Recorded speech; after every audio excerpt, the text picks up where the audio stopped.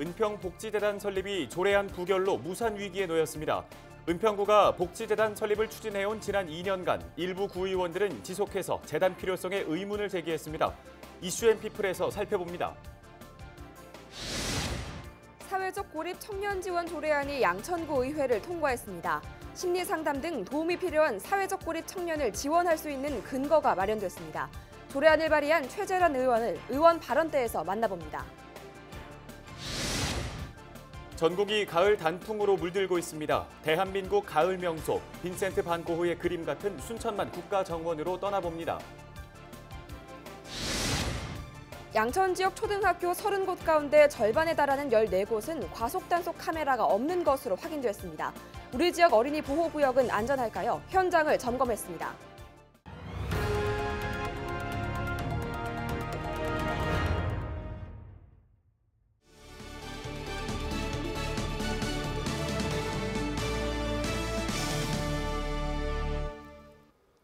시청자 여러분 안녕하십니까? 헬로티비 뉴스입니다. 지난 13일 시작된 제278회 은평구의회 임시회가 끝났습니다. 은평구의회는 22일 제278회 임시회 2차 본회의를 열고 상임위에서 올라온 31건의 안건을 모두 통과시켰습니다.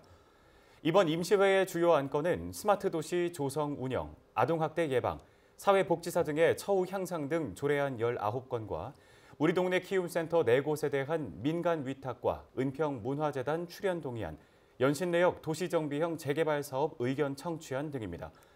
이날 본회의에서는 안건 처리에 앞서 김진애 의원의 5분 발언이 있었는데요. 김 의원은 아이스팩 전용 수거함 설치에 대한 의견을 냈습니다. 어떤 내용인지 직접 들어보시죠. 아이스팩 수거함을 비치하여 아이스팩을 수거하고 신선식품을 판매하는 전통시장이나 반찬 배달 등에 재사용할 수 있도록 자원 재활용 플랫폼을 만들어야 할 것입니다. 2019년 전국 최초로 강동구에서 아이스팩 재사용을 위한 수거를 시작하였으며 영등포구 송파구에서도 수거함을 설치하여 운영하고 있습니다. 우리 은평구에서도 아이스팩을 기존에 사용하던 재활용 종류소 수거함을 활용하여 환경오염과 자원 낭비를 줄이고 자원 재활용에 앞장서 주시기를 바랍니다.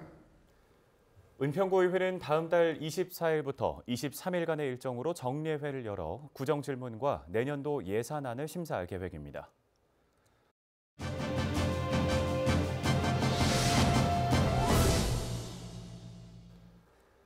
이번 은평구의회 임시회에서 가장 쟁점이 됐던 안건은 은평복지재단 설립, 운영에 관한 조례안입니다. 복지재단 설립 문제를 놓고 의원들 간의 의견은 갈렸고 결국 조례안은 과반표를 얻지 못해 부결됐습니다. 은평구는 조례안 내용 변경을 검토하고 있는데요. 관련 내용 박세은 은평구 의원 연결해서 자세하게 들어보겠습니다. 네, 의원님 안녕하십니까? 네, 안녕하세요. 박세은입니다. 네, 먼저 상임위 심사에서 복지재단 설립 조례안이 통과되지 못했습니다. 2년 넘게 추진되어 온 복지재단 설립이 부결된 이유가 어디에 있다고 보십니까? 2년 동안 준비를 해왔다고 20차례에 걸쳐서 간담회도 하고 공청회도 했다라고 했는데요. 제가 판단하기에는 여전히 좀 대두되는 부분이 공론화가 부족했다라고 하는 것은 어쩔 수가 없는 것 같고요. 그리고 2년 전부터 제가 구정질문을 통해서도 그렇고 사석에서도 그렇고 여러 부분 지적을 해왔던 부분이 있어요. 지역 내 기관과 업무 중복, 그다음에 예산 대비 재단의 역할이 불분명한 부분, 그다음에 기부금 모집 및 배분의 역할, 그리고 인사 문제는 제가 계속 대두를 하고 있는 부분인데요. 인사청문회 도입까지도 제가 요청을 했던 부분이 있죠. 그럼에도 불구하고 임원 공개 모집, 그다음에 이사장, 이사회 추천이라고는 하나 결과적으로는 최종적으로 임명권자는 구청장이거든요. 이런 부분에서 신뢰를 못 얻은 거 아닐까 하는 생각이 들고요. 그리고 우리는 앞서서 2개의 공기업을 학습을 했죠. 시설관리공단과 문화재단. 사실상 아직도 좀 헤매는 부분이 있습니다. 그런 부분에 있어서 또 다른 공기업 탄생에 대한 어떤 신뢰도 그리고 운영 로드맵이 좀 부족하지 않았나 그런 생각이 들어요. 네, 앞서 공론화 과정이 부족했고 재단의 역할이 불분명하다는 걸 지적을 해주셨는데 앞서 복지재단 설립 타당성 조사 과정에서는 이 복지재단이 필요하다는 설문조사 결과가 나오기도 했거든요. 이 부분에 대해서는 어떤 의견이신가요? 여러 의원님들 지적이 또한 있었어요. FGI 조사 방법에 대해서 이거는 너무 한쪽으로 치우쳐진 그런 조사 방법이 아니냐라는 지적을 했고, 그에 앞서서 제가 또 맨 먼저 또 지적을 했던 부분이 있죠. 타당성에 포커스를 맞추고 거기에 맞춰서 근거 마련을 한 것으로 밖에 볼 수가 없다. 예를 들어서 그 문제 방식에 대해서도 한 의원이 나와서 그 문제 방식이 잘못되지 않았냐라고 지적을 했을 정도였고요. 사실상 어떤 그 설문조사 방법은 좀 다분히 주관적이었다. 그런 생각이 듭니다. 네, 하지만 지역 여건에 맞는 복지 네트워크 구축, 또 지역 맞춤형 복지 실현에는 많은 분들이 공감하실 텐데요. 이와 같은 복지 시스템을 제대로 갖추기 위해서는 어떤 노력들이 필요하다고 보십니까? 물론 복지 네트워크 구축을 위해서는 저도 그 필요성은 느껴요. 제가 좀 방법을 좀 달리 한번 해보자라고 했던 부분이 어떤 부분이었냐면, 복지만을 연구하는 연구기관의 필요성, 정책 개발, 연구, 이쪽으로 포커스를 맞춰서 복지연구소를 내는 게 어떠냐라는 제가 대안 제시를 좀 했었어요. 거기에 맞춰서 복지 전달 체계 구축까지 좀 필요하다. 이거는 데이터를 쌓고 근거 마련은 해야 된다라고 저도 계속 주장을 좀 해왔던 부분이고요. 다만 아쉬운 점이 있다고 보면 정책 개발 연구만을 벤치마킹할 복지재단이 없다는 게 좀 아쉬움으로 남죠. 그런 부분에 있어서 좀 더 연구가 필요하다라는 생각을 해 봅니다. 그것과 또 맞물려서 사회복지협의회, 그리고 지역사회보장협의체, 그리고 재단, 세 곳이 맞물려서 어떤 복지 서비스를 통합하고 연계시켜서 수요자 중심의 어떤 맞춤형 복지 서비스를 제공할지 이것도 같이 제시를 해야 된다, 이렇게 생각을 합니다. 네, 말씀 여기까지 듣겠습니다. 박세은 은평구 의원의 의견을 들어봤는데요. 복지재단 설립과 관련해 조만간 구청 측의 입장도 들어보도록 하겠습니다.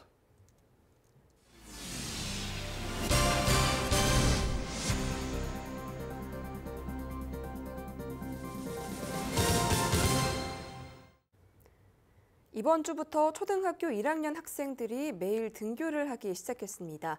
우리 지역의 스쿨존은 안전한지 궁금하신 분들 많으실 텐데요. 민식이법 통과 이후 1년 새 스쿨존에 크고 작은 변화들이 생기면서 조금이나마 걱정을 덜었다는 학부모들의 평가가 나오고 있습니다. 하지만 아직 개선해야 할 점도 남아 있습니다. 심다혜 기자가 지역 곳곳을 돌아봤습니다. 양천구의 한 어린이 보호구역입니다. 차도는 구불구불하게, 인도는 넓게 만들고 있습니다. 공사 중인 만큼 주민 불편도 큰 상황. 하지만 학부모들은 이전보다는 상황이 많이 개선됐다고 입을 모읍니다. 통행은 많이 하는데 길이 좁고 좀 다니기가 불편했어요. 여기 초등학교, 중학교인데 혼자 다니기 좀 위험하고. 차가 늘 돼 있어가지고 좀 다니기도 불편하고 그랬는데 일단 차는 없어서 좋은데. 지난해 도로정비 공사를 완료한 목동초 정문앞도로.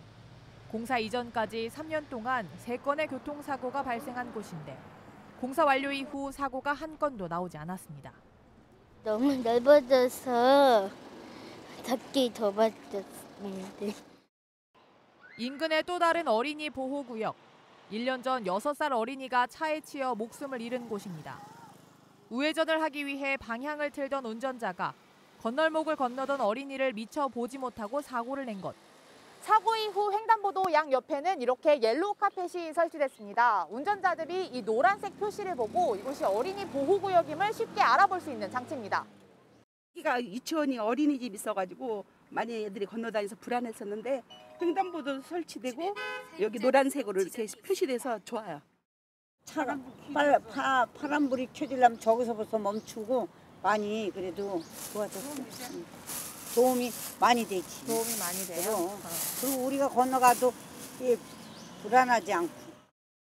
하지만 아직도 개선해야 할 어린이 보호구역이 지역 곳곳에 있습니다.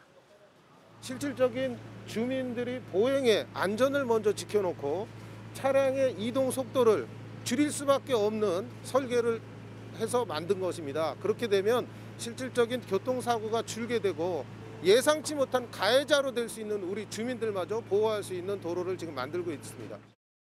양천구의 초등학교는 총 30곳, 이 중 14곳은 과속 단속 카메라 설치를 기다리고 있습니다.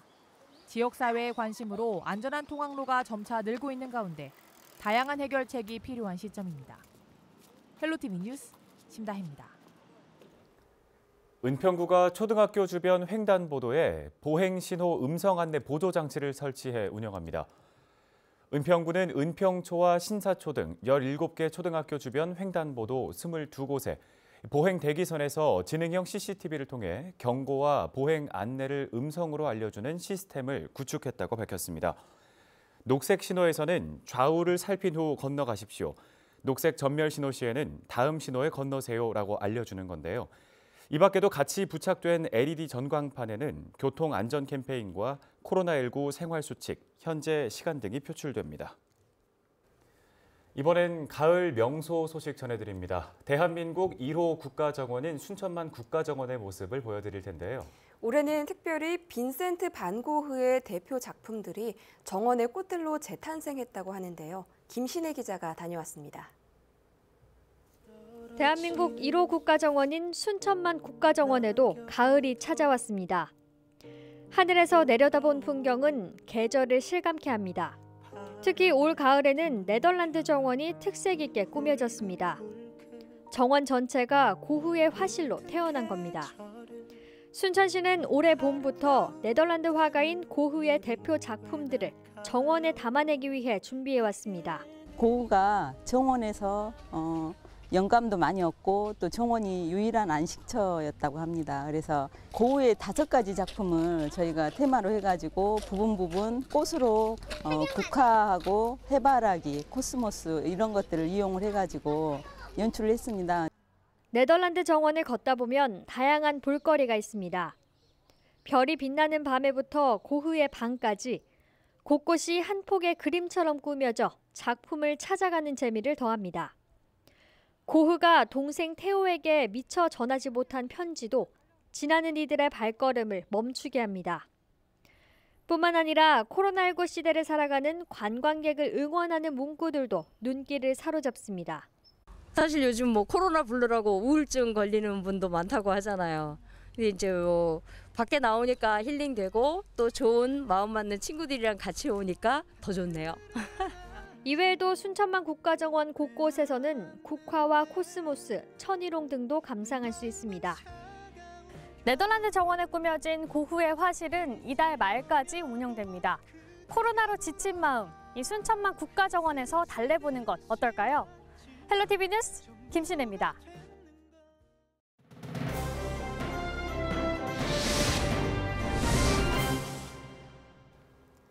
사회적 고립 청년 지원을 위한 조례안이 구의회를 통과했습니다. 조례안은 상대적으로 사회 참여와 진입 기회가 적은 청년들을 돕기 위한 건데요. 구체적인 내용 알아보겠습니다. 조례안을 발의한 최재란 의원과 화상 연결해서 들어보죠. 의원님 나와 계시죠? 안녕하십니까? 네, 안녕하세요. 최재란 의원입니다. 네. 우선 이 사회적 고립 청년이 어떤 개념인지 또 양천구의 사회적 고립 청년 현황은 어떻게 되는지부터 설명 좀 해주시죠. 사회적 고립 청년이란 아주 쉽게 설명드리자면 사회로 나아갈 준비가 되어 있지 않은 청년이에요. 그 원인은 이제 다양하게 있겠지만 그 사회 적응에 어려움을 겪는다거나 아니면 본인 스스로 사회에 나아갈 포기한 경우도 있는데 그 원인도 또 다양합니다. 뭐 진로 결정에 어려움을 겪거나 아니면 1년 이상 장기 미취업 상태에 유지돼서 본인의 이제 의지가 많이 꺾이거나 아니면 개인의 기질 그리고 과거에 이렇게 좋지 않았던 부정적인 기억이 영향을 끼쳐서 그 조직이나 사회로 나아가는 것 자체에 거부감을 갖게 되는 그런 청년들이 있어요. 그 청년들을 그러니까 사회에서 본인이 스스로 단절을 경험하고 또 원하는 그런 청년들이라고 이해하시면 될 것 같습니다. 예, 그리고 이제 뭐 아까 여쭤보셨듯이 뭐 사례나 어떤 이런 뭐 이렇게 전수조사 결과가 있느냐 궁금해하셨는데 이제 막 걸음마를 시작한 사업이다 보니까 아직 전수조사 결과는 없습니다. 하지만 지난 7월부터 저희 관내에 목동 종합사회복지관에서 우리 그 청년들을 밀착 지원하는 사업을 이미 시작을 했거든요. 근데 불과 두세 달 사이에 신청이 22명이 들어왔습니다. 이 결과만 보더라도 홍보도 그렇게 많지 않았는데 이 22명의 청년이 SOS를 보냈다는 것은 이 고립청년 지원 사업이 필요성이 얼마나 큰지를 방증한다라고 그렇게 보여집니다.